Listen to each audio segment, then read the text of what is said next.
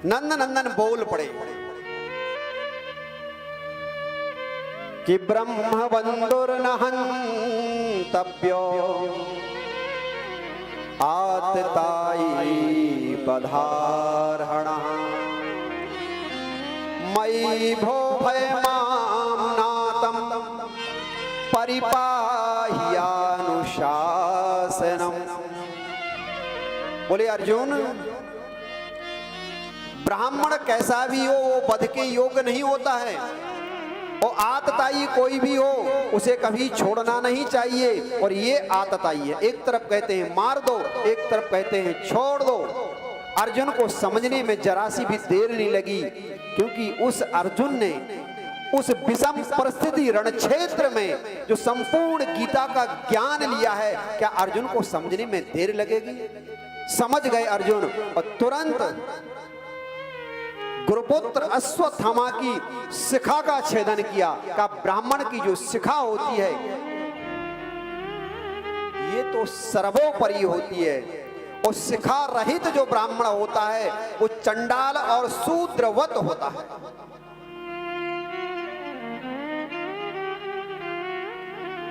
मस्तक में मणि है, मणि को निकाल लिया और किसी सम्मानित व्यक्ति को अपमान करके उसे सभा से निष्कासित कर दिया जावे तो मरना तो एक बार होता है, लेकिन अपमानित किया हुआ व्यक्ति जहां जाता है लोग यही कहते हैं कि पांडवों की सभा से यह अश्वत्थामा अपमानित किया गया, वही अश्वत्थामा है। वो क्षण क्षण मरता है। अपमान को सहन नहीं कर सका अश्वत्थामा। आज उसने क्या किया, पुनः ध्यान किया। देखिए अभिमन्यु पत्नी उत्तरा इस समय गर्भस्थ है। उत्तरा के गर्भ को नष्ट करने के लिए ब्रह्म अस्त्र को छोड़ा है, और जब उत्तरा के गर्भ को नष्ट करने के लिए ब्रह्मास्त्र छोड़ा है तो पांचों पांडव हैं, द्रौपदी है, कुंती है। उत्तरा ना तो पांडवों की शरण में गई, ना द्रौपदी के शरण में गई, ना कुंती की शरण में गई है। उत्तरा दौड़ी दौड़ी जाकर के और नंद नंदन की कन्हैया की शरण में गई है। ये जीवन का दर्शन है, जब जीवन में विपत्ति आवे तब भगवान की शरण लो। उत्तरा जाकर के बोल पड़ी कि पाहि पाहि महायोगिन देव देव जगतपते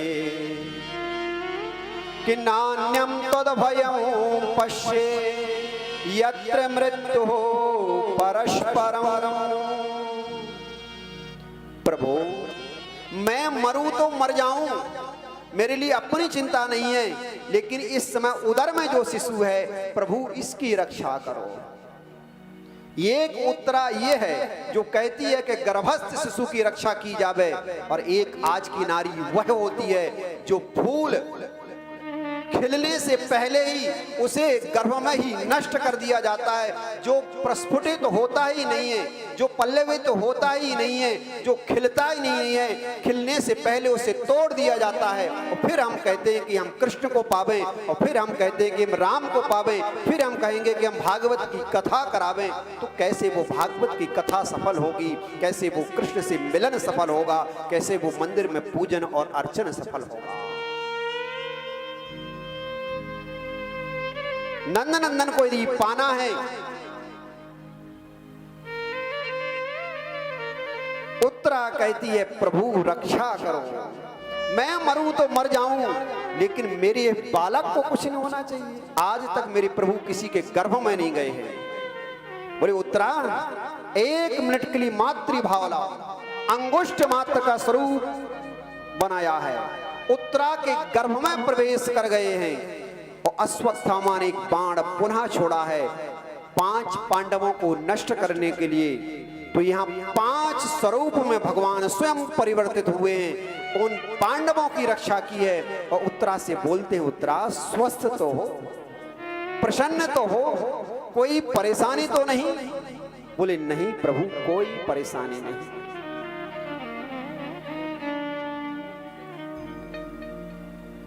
आज 54 दिन से गंगा पुत्र भीष्म बाणों की सैया पर पड़े हुए हैं। पांडव लोग राज्य के नए नए अधिकारी हुए हैं। कुंती और पांडवों को लेकर के प्रभु गंगा पुत्र भीष्म के पास में पहुंचते हैं। और गंगा पुत्र भीष्म के पास में जब पहुंचते हैं तो जाकर के गंगा पुत्र भीष्म को दूर से ही सभी ने प्रणाम किया।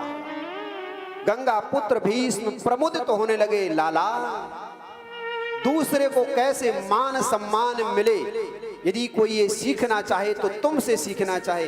तुम मेरे लिए दुनिया में मान सम्मान दिलाना चाहते हो, इसलिए पांडवों को यहां लेकर के मेरे पास में आए हो। बोले बाबा जीवन का लंबा अनुभव है तुम्हारे लिए, पांडव लोग राज्य के नए नए अधिकारी हुए हैं, ये राज्य को कैसे चलावेंगे, थोड़ा सा मार्गदर्शन के लिए करो ना। पांडवों कोई शरणागत आ जावे तो उसे अभय देना, रक्षा करना, राजधर्मान मोक्ष धर्मान विभागशः। द्रौपदी खिलखिला करके हंस पड़ी। भीष्म रोने लगे, द्रौपदी मैं यहां पर उपदेश कर रहा हूं, तुम हंस रही हो, क्या बात है? बोली बाबा कोई बात नहीं है, मैं इसलिए हंस रही हूं